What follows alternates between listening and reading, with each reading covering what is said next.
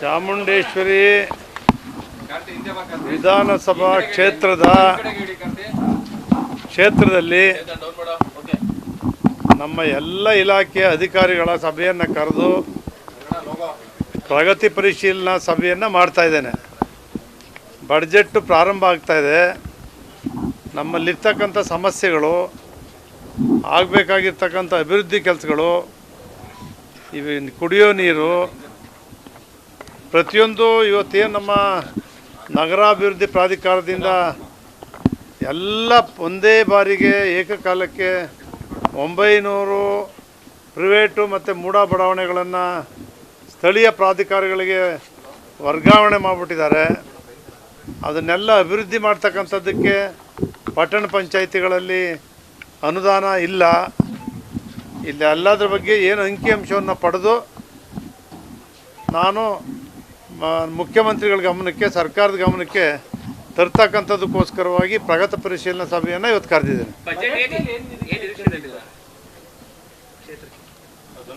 ಬಡ್ಜೆಟಲ್ಲಿ ಈಗಾಗಲೇ ಉಸ್ತುವಾರಿ ಸಚಿವರು, ನಾನು, ಜಿಲ್ಲಾಧಿಕಾರಿಗಳು, ವಾಟರ್ ಬೋರ್ಡ್ ಅವರೆಲ್ಲ ಉಂಡವಾಡಿ ಕುಡಿಯೋ ನೀರಿನ ಒಂದು ಯೋಜನೆನ ಪೂರ್ಣ ಮಾಡಬೇಕು, ಅತಿ ಶೀಘ್ರವಾಗಿ ಅದಕ್ಕೆ ಹಣ ಬಿಡುಗಡೆ ಮಾಡಬೇಕು ಅಂತಕ್ಕಂಥದ್ದು ಒಂದಿದೆ.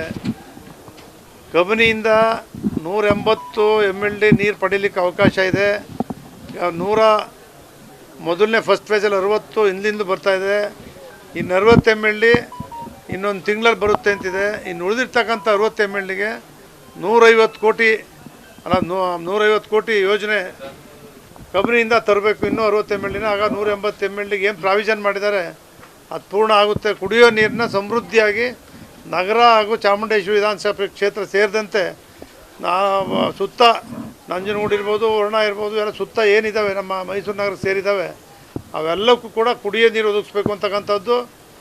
UGD ಭಾಳಷ್ಟು ಸಮಸ್ಯೆಗಳಿರ್ತಕ್ಕಂಥದ್ದು ಪರಿಹಾರ ಆಗಿಲ್ಲ. ಅದು ಸುಮಾರು 1,000 ಕೋಟಿ ಅಷ್ಟು ರೂಪಾಯಿ ಬೇಕಾಗ್ತದೆ UGDನ ಸರಿಪಡಿಸ್ಬೇಕು ಅಂತಕ್ಕಂಥದ್ದಕ್ಕೆ.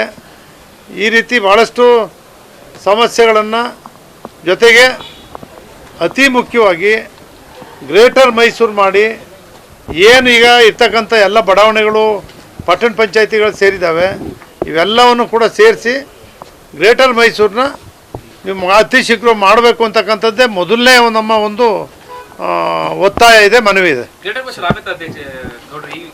ಮಾಡ್ತೀವಿ ಅಂತ ಹೇಳಿದ್ದಾರೆ. ಅದಕ್ಕೆ ಅವಧಿನೂ ಕೂಡ 6 ತಿಂಗಳಲ್ಲಿ ಎಲ್ಲ ರೆಡಿ ಮಾಡಿ 1 ವರ್ಷದೊಳಗಡೆ ಚುನಾವಣೆ ಕೂಡ ಮಾಡ್ತೀವಿ ಅಂತಕ್ಕಂಥ ವಿಚಾರನೂ ಕೂಡ ಹೇಳಿದ್ದಾರೆ. DK ಶಿವಕುಮಾರ್ ಅವರು ಬಿಜೆಪಿಗೆ ಹೋಗ್ತಿರುವಂತಹ ಚರ್ಚೆಗಳು ಶುರುವಾಗಿದೆ. ಯಾಕಂದ್ರೆ ಅಮಿತ್ ಶಾ ಜೊತೆ ವೇದಿಕೆ ಹಂಚಿಕೊಂಡಿದ್ರು. ಒಂದಷ್ಟು ಚರ್ಚೆಗಳು ಶುರುವಾಗಿದೆ. ಮೇಲೆ ಶ್ರೀರಾಮುಲು ಇರ್ಬೋದು, ಎಲ್ಲರೂ ಕೂಡ ಏಕನಾಥ್ ಶಿಂದೆ ಆಗ್ತಾರೆ ಅವರು ಅಂತೇಳಿ ಒಂದು ಭವಿಷ್ಯ ನುಡಿದಿದ್ದಾರೆ. DK ಶಿವಕುಮಾರ್ ಅವರು ಕಾಂಗ್ರೆಸ್ ಪಕ್ಷದ ಅಧ್ಯಕ್ಷರು. ನಾನು ಒಂದೇ ಒಂದು ದಿವಸ ಅವ್ರ ಜೊತೆ ಮಾತಾಡಿರೋದು.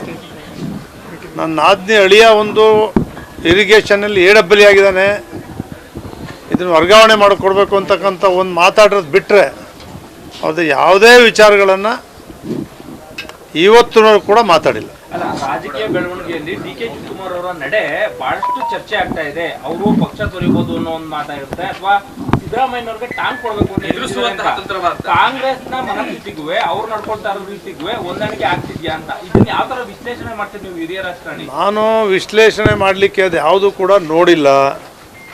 ಅದಕ್ಕೆ DK ಶಿವಕುಮಾರ್ ಅವರೇ ಆ ಪ್ರತಿಕ್ರಿಯೆ ಕೊಡ್ತಕ್ಕಂಥ ಕೆಲಸನೂ ಕೂಡ ಮಾಡಿದ್ದಾರೆ. ಹಂಗಾಗಿ ಇದು ಅನಾಲಿಸಿಸ್ ಮಾಡ್ತಕ್ಕಂಥ ಕೆಲಸ ಮಾಡಿಲ್ಲ, ಯೋಚನೆನೂ ಮಾಡಿಲ್ಲ. ಚರ್ಚೆ ನಡೀತಾ ಇದೆ, ಕುರ್ಚಿ ಚರ್ಚೆ ನಡೀತಾ ಇದೆ, ತುಂಬಾ ನಡೀತಿದಾಗ ಅವ್ರು ಹೇಳ್ತಾರೆ ನನಗೆ ನಾನೇ ಹೀರೋ, ನಾನೇನು ಯಾರನ್ನೂ ಹೇಳ್ಬೇಕಾಗಿಲ್ಲ ಅನ್ನೋ ಒಂದು ಮಾತನ್ನು ಕೂಡ ಹೇಳ್ತಾರೆ. ಅಲ್ಲಿ ತುಂಬಾ ಚರ್ಚೆ ನಡೀತಾ ಇರ್ಬೇಕಾದ್ರೆ DK ಶಿವಕುಮಾರ್ ಅವರ ಈ ಹಿಂದುತ್ವದ ನಡೆ ಏನಿದೆ ಅದು ಕಾಂಗ್ರೆಸ್ ಹೋಗುತ್ತಾ ಅಂತ. ಈಗ ಕಾಂಗ್ರೆಸ್ ಪಕ್ಷ ಕರ್ನಾಟಕದಲ್ಲಿ ಭಾರಿ ಗಟ್ಟಿಯಾಗಿದೆ. 138 ಜನ ಶಾಸಕರು ಇದ್ದಾರೆ. ಸಿದ್ದರಾಮಯ್ಯನವರು ಮುಖ್ಯಮಂತ್ರಿ ಇದ್ದಾರೆ, DK ಶಿವಕುಮಾರ್ ಅವರು ಉಪಮುಖ್ಯಮಂತ್ರಿ ಆಗೂ ಇದ್ದಾರೆ, ಅಧ್ಯಕ್ಷರು ಇದ್ದಾರೆ. ಹಂಗಿರುವಾಗ ಅವರೇನು ಮಾಡ್ತಾ ಇದ್ದಾರೆ, ಏನು ಹೆಜ್ಜೆ ತಗೊಳ್ತಾರೆ, ಅದು ಯಾವುದು ಕೂಡ ನನ್ನ ಗಮನಕ್ಕಿಲ್ಲ, ನಾನು ಆಲೋಚನೆ ಕೂಡ ಮಾಡಿಲ್ಲ. ಈ ತಂತ್ರಗಾರಿಕೆ ಅಂತ ನಾನು ಏನು ಹೇಳಿದೆ ಅವತ್ತೇ, ಭಾಳ ಜನ ನಾವು ಮುಖ್ಯಮಂತ್ರಿ ಆಗಬೇಕು ಅಂತಕ್ಕಂಥ ಆಸೆಗಳನ್ನು ಇಟ್ಕೊಂಡಿರ್ತಕ್ಕಂಥದ್ದು ಯಾರಿಗೂ ಕೂಡ ತಪ್ಪಲ್ಲ. ನಾನು ಆವತ್ತೇ ಹೇಳಿದೆ, ಸಿದ್ದರಾಮಯ್ಯನವರು 2004ರಲ್ಲಿ ಒಂದು ಬಾರಿ, ಇನ್ನೊಂದು ದೇವೇಗೌಡರು ಪ್ರಧಾನಮಂತ್ರಿ ಆದಾಗ 96ರಲ್ಲಿ ಮುಖ್ಯಮಂತ್ರಿ ಆಗ್ತಾರೆ ಅಂತೇಳಿ, 96ರಲ್ಲಿ ಆಗ್ತಾರೆ ಅಂತೇಳಿ MLAಗಳೆಲ್ಲ ಸೈನ್ ಹಾಕ್ಕೊಟ್ಟಿದ್ದು. ಆವತ್ತಾಗಲಿಲ್ಲ. 2004ರಲ್ಲಿ ಆಯ್ತಾರೆ ಅಂದರು. ಅವರೇ ಮುಖ್ಯಮಂತ್ರಿ ಅಂತ ಚುನಾವಣಾ ಪ್ರಚಾರದಲ್ಲಿ ನಾವೆಲ್ಲರೂ ಕೂಡ ಪ್ರಚಾರ ಮಾಡಿದ್ವಿ. ಸಿದ್ದರಾಮಯ್ಯನವರೇ ಮುಖ್ಯಮಂತ್ರಿ ಅಂತೇಳಿ. ಧರಮ್ ಸಿಂಗ್ ಆದರು, ಇವರು ಉಪಮುಖ್ಯಮಂತ್ರಿ ಆದರು. ಹಂಗೆ ಈಗ ಸಿದ್ದರಾಮಯ್ಯನವರು ಮುಖ್ಯಮಂತ್ರಿ ಆಗಿದ್ದಾರೆ, DK ಶಿವಕುಮಾರ್ ಅವರು ಉಪಮುಖ್ಯಮಂತ್ರಿ ಆಗಿದ್ದಾರೆ. ಅವ್ರಿಗೆ ಯಾವತ್ತು ಅದೃಷ್ಟ ಒಲ್ದು ಬರುತ್ತೆ ಅವತ್ತು ಆಗ್ತಾರೆ ಅಂತ ಹೇಳಿದ್ದೀನಿ. ಈಗ GT sir, palace DDA Subrahmanya ಅವರು ಪತ್ರಕರ್ತರ ಮೇಲೆ ಹಲ್ಲೆ ಮಾಡಿದ್ದಾರೆ ಸರ್. ಅದರಲ್ಲೂ ಕೂಡ ಒಬ್ಬ ದಲಿತ ಕ್ಯಾಮ್ರಾಮನ್ ಮೇಲೆ. ಯಾವಾಗ? ಮೊನ್ನೆ ಸರ್ ಆಗಿರೋದು. ಒಂದು ನ್ಯೂಸ್ ವಿಚಾರವಾಗಿ ರಿಯಾಕ್ಷನ್ ಕೇಳಕ್ಕೆ ಹೋಗಿದ್ದಾಗ ಹಲ್ಲೆ ಮಾಡಿದ್ದಾರೆ ಸರ್. ಹಲ್ಲೆ ಮಾಡಿದ್ದಾರೆ, FIR ಕೂಡ ಆಗಿದೆ ಸರ್. ಈ ವಿಚಾರವಾಗಿ ನಾನು ನೋಡಿಲ್ಲ. ಯಾರೇ ಹಲ್ಲೆ ಮಾಡಿದ್ರು ಖಂಡನೀಯ. ಅದು ಒಬ್ಬ ಸರ್ಕಾರಿ ಅಧಿಕಾರಿ ಗೂಂಡಾ ರೀತಿ ವರ್ತನೆ ಮಾಡ್ತಾರೆ. ಯಾರೇ ಸರ್ಕಾರಿ ಅಧಿಕಾರಿನೇ ಇರಲಿ, ಸಾರ್ವಜನಿಕರೇ ಇರಲಿ, ಮಾಧ್ಯಮದವ್ರ ಮೇಲೆ ಇರಲಿ, ಯಾವುದೇ ಒಂದು ಸಾಮಾನ್ಯ ವ್ಯಕ್ತಿ ಮೇಲೆ ಇರಲಿ, ಹಲ್ಲೆ ಮಾಡ್ತಕ್ಕಂಥ ಕೆಲಸ ಇದೆಯಲ್ಲ, ಅದನ್ನು ನಾನು ಖಂಡಿಸ್ತೀನಿ. ಸರ್, ಈಗ ಜುಲೈ ಅಷ್ಟೊತ್ತಿಗೆ ಜಿಲ್ಲಾ ತಾಲೂಕು ಪಂಚಾಯತ್ ಚುನಾವಣೆ ಬರುತ್ತೆ. ನಿಮ್ಮ ನಿಲುವು ಏನಾಗಿರುತ್ತೆ? ನನ್ನ ನಿಲುವೇನು? ಪಕ್ಷದ ಕಾರ್ಯಕ್ರಮದಲ್ಲಿ ಭಾಗಿಯಾಗ್ತಾರೆ ಅಭ್ಯರ್ಥಿಗಳ ಪರವಾಗಿ.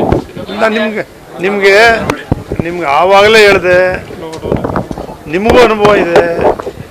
ಮೈಸೂರು ನಗರದಲ್ಲಿ ಚಾಮರಾಜ ಕ್ಷೇತ್ರ, ಕೃಷ್ಣರಾಜ ಕ್ಷೇತ್ರ, ನರಸಿಂಹರಾಜ ಕ್ಷೇತ್ರ 3 ಸಿಟಿ ಒಳಗಡೆ ಇದ್ದಾವೆ. ಅಲ್ಲೂ 5 ವಾರ್ಡ್ ಸೇರಿದೆ ನನಗೆ. ಸುತ್ತ ಈಗ ಬಂದಿರ್ತಕ್ಕಂಥ 700-800 ಬಡಾವಣೆಗಳೆಲ್ಲ ಚಾಮುಂಡೇಶ್ವರಿ ಬರ್ತವೆ. ಅತ್ಲಿಂದ ಆ ಕಡೆ ಗುಮ್ಚನಹಳ್ಳಿಗೆ ಹೋಗೋಕ್ಕೆ 40 ಕಿಲೋಮೀಟ್ರ್ ಆಯ್ತದೆ. ರಾಮನಹಳ್ಳಿ ಸಾಗರಕಟ್ಟೆ 30 ಕಿಲೋಮೀಟ್ರ್ ಆಯ್ತದೆ. ಈ ಕಡೆ ವರುಣ, ಈ ಕಡೆ ನಂಜನಗೂಡು, ಶ್ರೀರಂಗಪಟ್ಟಣ, ಹಿಂಗೆ ನನ್ನ ಕ್ಷೇತ್ರ ಭಾರಿ ದೊಡ್ಡ ಕ್ಷೇತ್ರ ಆಗ್ಬಿಟ್ಟಿದೆ. ಸಮಸ್ಯೆಗಳು ಆಗ್ರ ಆಗಿದೆ. ಹಂಗಾಗಿ ರಾಜಕೀಯದ ಬಗ್ಗೆ ನಾನು ಯಾವುದೂ ತಲೆ ಕೆಡಿಸ್ಕೊಂಡಿಲ್ಲ. ಪಕ್ಷದ ಪರವಾಗಿ ನೀವು ಇದು ಮಾಡ್ತೀರಾ? ನಾನು ನೆಮ್ಮದಿಯಾಗಿ ಅಭಿವೃದ್ಧಿ ಮಾಡ್ತಕ್ಕಂಥದ್ದು ಒಂದೇ ಗುರಿ, ಬೇರೆ ಯಾವುದೂ ಇಲ್ಲ, ಯಾವ ವಿಚಾರನೂ ಇಲ್ಲ. ನಿಮ್ಗೆ ಗೊತ್ತಿಲ್ಲ. ಚುನಾವಣೆಯಲ್ಲಿ ಪಕ್ಷದ ಪರವಾಗಿ ಪ್ರಚಾರಕ್ಕೆ ಚುನಾವಣೆ ಬಂದಾಗ ನೋಡೋಣ. ಚಾಮುಂಡೇಶ್ವರಿ ವಿಧಾನಸಭಾ ಕ್ಷೇತ್ರದಲ್ಲಿ ನಮ್ಮ ಎಲ್ಲ ಇಲಾಖೆಯ ಅಧಿಕಾರಿಗಳ ಸಭೆಯನ್ನು ಕರೆದು ಪ್ರಗತಿ ಪರಿಶೀಲನಾ ಸಭೆಯನ್ನು ಮಾಡ್ತಾ ಇದ್ದೇನೆ. ಬಡ್ಜೆಟ್ ಪ್ರಾರಂಭ ಆಗ್ತಾ ಇದೆ. ನಮ್ಮಲ್ಲಿರ್ತಕ್ಕಂಥ ಸಮಸ್ಯೆಗಳು, ಆಗಬೇಕಾಗಿರ್ತಕ್ಕಂಥ ಅಭಿವೃದ್ಧಿ ಕೆಲಸಗಳು, ಇವು ಕುಡಿಯೋ ನೀರು, ಪ್ರತಿಯೊಂದು ಇವತ್ತೇನು ನಮ್ಮ ನಗರಾಭಿವೃದ್ಧಿ ಪ್ರಾಧಿಕಾರದಿಂದ ಎಲ್ಲ ಒಂದೇ ಬಾರಿಗೆ ಏಕಕಾಲಕ್ಕೆ 900 ಪ್ರೈವೇಟು ಮತ್ತು ಮೂಡ ಬಡಾವಣೆಗಳನ್ನು ಸ್ಥಳೀಯ ಪ್ರಾಧಿಕಾರಗಳಿಗೆ ವರ್ಗಾವಣೆ ಮಾಡಿಬಿಟ್ಟಿದ್ದಾರೆ. ಅದನ್ನೆಲ್ಲ ಅಭಿವೃದ್ಧಿ ಮಾಡ್ತಕ್ಕಂಥದ್ದಕ್ಕೆ ಪಟ್ಟಣ ಪಂಚಾಯಿತಿಗಳಲ್ಲಿ ಅನುದಾನ ಇಲ್ಲ. ಇಲ್ಲಿ ಎಲ್ಲದರ ಬಗ್ಗೆ ಏನು ಅಂಕಿಅಂಶವನ್ನು ಪಡೆದು ನಾನು ಮುಖ್ಯಮಂತ್ರಿಗಳ ಗಮನಕ್ಕೆ, ಸರ್ಕಾರದ ಗಮನಕ್ಕೆ ತರ್ತಕ್ಕಂಥದ್ದಕ್ಕೋಸ್ಕರವಾಗಿ ಪ್ರಗತಿ ಪರಿಶೀಲನಾ ಸಭೆಯನ್ನು ಇವತ್ತು ಕರೆದಿದ್ದೇನೆ. ಬಡ್ಜೆಟಲ್ಲಿ ಈಗಾಗಲೇ ಉಸ್ತುವಾರಿ ಸಚಿವರು, ನಾನು, ಜಿಲ್ಲಾಧಿಕಾರಿಗಳು, ವಾಟರ್ ಬೋರ್ಡ್ ಅವರೆಲ್ಲ ಉಂಡವಾಡಿ ಕುಡಿಯೋ ನೀರಿನ ಒಂದು ಯೋಜನೆನ ಪೂರ್ಣ ಮಾಡಬೇಕು, ಅತಿ ಶೀಘ್ರವಾಗಿ ಅದಕ್ಕೆ ಹಣ ಬಿಡುಗಡೆ ಮಾಡಬೇಕು ಅಂತಕ್ಕಂಥದ್ದು ಒಂದಿದೆ. ಕಬಿನಿಯಿಂದ 180 MLD ನೀರು ಪಡೀಲಿಕ್ಕೆ ಅವಕಾಶ ಇದೆ. ಮೊದಲನೇ ಫಸ್ಟ್ ಫೇಜಲ್ಲಿ 60 ಹಿಂದಿಂದು ಬರ್ತಾಯಿದೆ. ಇನ್ನು 60 MLD ಇನ್ನೊಂದು ತಿಂಗಳಲ್ಲಿ ಬರುತ್ತೆ ಅಂತಿದೆ. ಇನ್ನು ಉಳಿದಿರ್ತಕ್ಕಂಥ 60 MLDಗೆ 150 ಕೋಟಿ ಯೋಜನೆ ಕಬಿನಿಯಿಂದ ತರಬೇಕು. ಇನ್ನೂ 60 MLDನ, ಆಗ 180 MLDಗೆ ಏನು ಪ್ರಾವಿಷನ್ ಮಾಡಿದ್ದಾರೆ ಅದು ಪೂರ್ಣ ಆಗುತ್ತೆ. ಕುಡಿಯೋ ನೀರನ್ನ ಸಮೃದ್ಧಿಯಾಗಿ ನಗರ ಹಾಗೂ ಚಾಮುಂಡೇಶ್ವರಿ ವಿಧಾನಸಭೆ ಕ್ಷೇತ್ರ ಸೇರಿದಂತೆ ಸುತ್ತ ನಂಜನಗೂಡು ಇರ್ಬೋದು, ವರ್ಣ ಇರ್ಬೋದು, ಎಲ್ಲ ಸುತ್ತ ಏನಿದ್ದಾವೆ ನಮ್ಮ ಮೈಸೂರು ನಗರ ಸೇರಿದ್ದಾವೆ ಅವೆಲ್ಲಕ್ಕೂ ಕೂಡ ಕುಡಿಯೋ ನೀರು ಒದಗಿಸ್ಬೇಕು ಅಂತಕ್ಕಂಥದ್ದು. UGD ಭಾಳಷ್ಟು ಸಮಸ್ಯೆಗಳಿರ್ತಕ್ಕಂಥದ್ದು ಪರಿಹಾರ ಆಗಿಲ್ಲ. ಅದು ಸುಮಾರು 1,000 ಕೋಟಿ ಅಷ್ಟು ರೂಪಾಯಿ ಬೇಕಾಗ್ತದೆ UGDನ ಅದು ಸರಿಪಡಿಸ್ಬೇಕು ಅಂತಕ್ಕಂಥದ್ದಕ್ಕೆ. ಈ ರೀತಿ ಭಾಳಷ್ಟು ಸಮಸ್ಯೆಗಳನ್ನು, ಜೊತೆಗೆ ಅತಿ ಮುಖ್ಯವಾಗಿ ಗ್ರೇಟರ್ ಮೈಸೂರು ಮಾಡಿ ಏನು ಈಗ ಇರ್ತಕ್ಕಂಥ ಎಲ್ಲ ಬಡಾವಣೆಗಳು ಪಟ್ಟಣ ಪಂಚಾಯತಿಗಳು ಸೇರಿದ್ದಾವೆ, ಇವೆಲ್ಲವನ್ನು ಕೂಡ ಸೇರಿಸಿ ಗ್ರೇಟರ್ ಮೈಸೂರನ್ನ ನೀವು ಅತಿ ಶೀಘ್ರ ಮಾಡಬೇಕು ಅಂತಕ್ಕಂಥದ್ದೇ ಮೊದಲನೇ ನಮ್ಮ ಒಂದು ಒತ್ತಾಯ ಇದೆ, ಮನವಿ ಇದೆ. ಮಾಡ್ತೀವಿ ಅಂತ ಹೇಳಿದ್ದಾರೆ. ಅದಕ್ಕೆ ಅವಧಿನೂ ಕೂಡ 6 ತಿಂಗಳಲ್ಲಿ ಎಲ್ಲ ರೆಡಿ ಮಾಡಿ 1 ವರ್ಷದೊಳಗಡೆ ಚುನಾವಣೆ ಕೂಡ ಮಾಡ್ತೀವಿ ಅಂತಕ್ಕಂಥ ವಿಚಾರನೂ ಕೂಡ ಹೇಳಿದ್ದಾರೆ. ಈಗ ಡಿ.ಕೆ. ಶಿವಕುಮಾರ್ ಅವರು ಬಿಜೆಪಿಗೆ ಹೋಗ್ತಿರುವಂತಹ ಚರ್ಚೆಗಳು ಶುರುವಾಗಿದೆ. ಯಾಕಂದ್ರೆ ಇಸಾಪುರದಲ್ಲಿ ಬಂದಿರೋ ಅಮಿತ್ ಅವರ ಜೊತೆ ವೇದಿಕೆ ಹಂಚಿಕೊಂಡಿದ್ರು. ಒಂದಷ್ಟು ಚರ್ಚೆಗಳು ಶುರುವಾಗಿದೆ. ನೆಲೆ ಶ್ರೀರಾಮ್ಲು ಇರ್ಬೋದು, ಎಲ್ಲರೂ ಕೂಡ ಏಕನಾಥ್ ಶಿಂದೆ ಆಗ್ತಾರೆ ಅವರು ಅಂತ ಹೇಳಿ ಒಂದು ಭವಿಷ್ಯ ನುಡಿದಿದ್ದಾರೆ. ಡಿ.ಕೆ. ಶಿವಕುಮಾರ್ ಅವರು ಕಾಂಗ್ರೆಸ್ ಪಕ್ಷದ ಅಧ್ಯಕ್ಷರು. ನಾನು ಒಂದೇ ಒಂದು ದಿವಸ ಅವ್ರ ಜೊತೆ ಮಾತಾಡಿರೋದು. ನನ್ನ ನಾದಿನಿ ಅಳಿಯ ಒಂದು ಇರಿಗೇಷನಲ್ಲಿ ಎಡಬ್ಬಲಿ ಆಗಿದ್ದಾನೆ, ಇದನ್ನು ವರ್ಗಾವಣೆ ಮಾಡಿಕೊಡ್ಬೇಕು ಅಂತಕ್ಕಂಥ ಒಂದು ಮಾತಾಡೋದು ಬಿಟ್ಟರೆ ಅವ್ರದ್ದು ಯಾವುದೇ ವಿಚಾರಗಳನ್ನು ಇವತ್ತು ಕೂಡ ಮಾತಾಡಿಲ್ಲ. ಅಲ್ಲ, ರಾಜಕೀಯ ಬೆಳವಣಿಗೆಯಲ್ಲಿ ಡಿ.ಕೆ. ಶಿವಕುಮಾರ್ ಅವರ ನಡೆ ಬಹಳಷ್ಟು ಚರ್ಚೆ ಆಗ್ತಾ ಇದೆ. ಅವರು ಪಕ್ಷ ತೊರಿಬಹುದು ಅನ್ನೋ ಒಂದು ಮಾತಾಗಿರುತ್ತೆ, ಅಥವಾ ಸಿದ್ದರಾಮಯ್ಯನವ್ರಿಗೆ ಟಾಂಗ್ ಕೊಡ್ಬೇಕು ಅಂತ ಕಾಂಗ್ರೆಸ್ನ ಮನಸ್ಥಿತಿಗೂ ಅವ್ರು ನಡ್ಕೊಳ್ತಾ ಇರೋ ರೀತಿಗೂ ಹೊಂದಾಣಿಕೆ ಆಗ್ತಿದ್ಯಾ ಅಂತ, ಇದನ್ನ ಯಾವ ತರ ವಿಶ್ಲೇಷಣೆ ಮಾಡ್ತೀವಿ ನೀವು ಹಿರಿಯ ರಾಜಕಾರಣಿ? ನಾನು ವಿಶ್ಲೇಷಣೆ ಮಾಡಲಿಕ್ಕೆ ಅದು ಯಾವುದೂ ಕೂಡ ನೋಡಿಲ್ಲ. ಅದಕ್ಕೆ ಡಿ.ಕೆ. ಶಿವಕುಮಾರ್ ಅವರೇ ಆ ಪ್ರತಿಕ್ರಿಯೆ ಕೊಡ್ತಕ್ಕಂಥ ಕೆಲಸನೂ ಕೂಡ ಮಾಡಿದ್ದಾರೆ. ಹಂಗಾಗಿ ಇದು ಅನಾಲಿಸಿಸ್ ಮಾಡ್ತಕ್ಕಂಥ ಕೆಲಸ ಮಾಡಿಲ್ಲ, ಯೋಚನೆನೂ ಮಾಡಿಲ್ಲ. ಚರ್ಚೆ ನಡೀತಾ ಇದೆ, ಕುರ್ಚಿ ಚರ್ಚೆ ನಡೀತಾ ಇದೆ, ತುಂಬಾ ನಡೀತಿದಾಗ ಅವ್ರು ಹೇಳ್ತಾರೆ ನನಗೆ ನಾನೇ ಹೀರೋ, ನಾನೇನು ಯಾರು ಹೇಳ್ಬೇಕಾಗಿಲ್ಲ ಅನ್ನೋ ಒಂದು ಮಾತನ್ನು ಕೂಡ ಹೇಳ್ತಾರೆ. ಅಲ್ಲಿ ತುಂಬಾ ಚರ್ಚೆ ನಡೀತಾ ಇರ್ಬೇಕಾದ್ರೆ ಡಿ.ಕೆ. ಶಿವಕುಮಾರ್ ಅವರ ಈ ಹಿಂದುತ್ವದ ನಡೆ ಏನಿದೆ ಅದು ಕಾಂಗ್ರೆಸ್ ಹೋಗುತ್ತಾ ಅಂತ. ಈಗ ಕಾಂಗ್ರೆಸ್ ಪಕ್ಷ ಕರ್ನಾಟಕದಲ್ಲಿ ಭಾರಿ ಗಟ್ಟಿಯಾಗಿದೆ. 138 ಜನ ಶಾಸಕರು ಇದ್ದಾರೆ.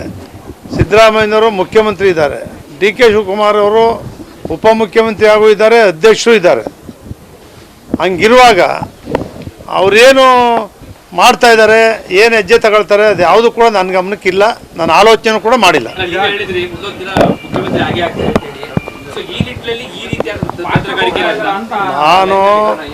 ನಾನು ಏನು ಹೇಳಿದೆ ಅವತ್ತೇ,